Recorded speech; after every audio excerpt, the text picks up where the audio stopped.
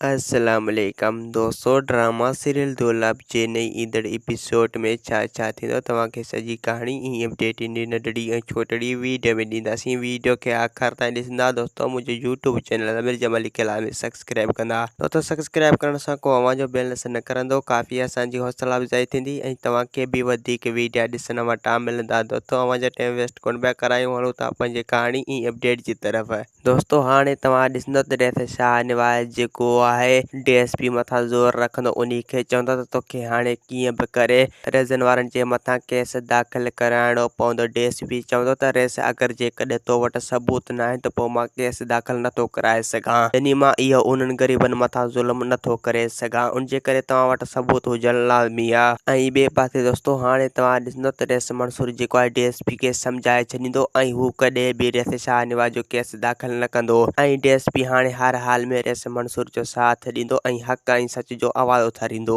ऐं ॿिए पासे दोस्तों हाणे तव्हां ॾिसंदो त सोडल जेको आहे मुराद खे चवंदो त इहो रेस मंसूर जेको आहे इहो तव्हांजे विच में कॾहिं बि ठाह न कराईंदो। मुराद चवंदो त मूंखे पूरी पक आहे त रेस मंसूर असां ऐं रेज़न वारनि जे विच में ठाह ज़रूरु कराईंदो ऐं जॾहिं असांजे विच में रेस मंसूर ठाह कराए थो वञे त पोइ असां इन रेस शाह निवाज़ खे सोरो करे वठंदासीं। ऐं ॿिए पासे दोस्तों हाणे तव्हां ॾिसंदो त ककर जेको आहे रेज़न खे सम्झाईंदो त हाणे तव्हांखे ज़िद तां लहणो पवंदो ऐं तव्हांखे हाणे सभु ॻाल्हियूं विसारणा पवंदा। अगरि जेकॾहिं तव्हां ॻाल्हियूं नथा विसारियो त पोइ इहो फ़ैसिलो कॾहिं बि न थींदो। रेज़न चवंदो त मां हर ॻाल्हियूं दरगुज़र करण लाइ तयारु आहियां, रुॻो हिकु चकर रेस मंसूर असांखे हिकु करे त पोइ इन रेस शाह निवाज़ खे मुंहुं ॾेई वेंदासीं, यानी इन खे पोइ अहिड़ो त पेरनि भर झुकाईंदासीं जो हू आईंदा यादि कंदो। ऐं ककर चवंदो रुॻो हिकु चकर फ़ैसिलो थिए त पोइ मां इन रेस शाह निवाज़ खां सभु कसर वठंदुसि, यानी पंहिंजी बेइज़ती जो बि प्लान वठंदुसि। दोस्तों असांखे ॾींदा इजाज़त, वरी तव्हां सां मिलंदासीं कि नई ईंदड़ वीडियो में। जेसीं ताईं पंहिंजो ख़्यालु रखंदा, ख़ुदा हाफ़िज़।